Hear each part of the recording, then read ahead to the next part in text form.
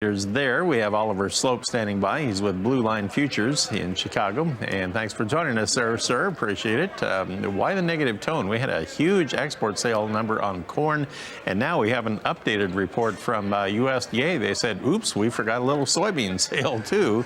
125,000 tons of soybeans sold overnight to unknown destinations, and yet we're on the downside today. Explain, can you? Yeah, well, definitely a couple silver linings, and I think a lot of that was kind of some excitement also going into the weekend. We saw some short covering, prop prices up Friday afternoon. Weren't really able to get anything going. I think you're probably getting just some long liquidation or basically some profit taking from recent buyers as we head into this week's USDA report, which I think is going to be a big one. So although we got some additional good news today, I think it's kind of holding people back from getting a little bit more aggressive than they otherwise would. And we're coming up against some big technical levels as well, too. For that March corn contract, we're basically right closer towards the high end of last week's range relative to where we closed the previous week. If we're able to get a relatively friendly report here and get a move out above there, I wouldn't be surprised to see this market make a push towards 390 to 393. This is the October and November highs, as well as the 200-day moving average,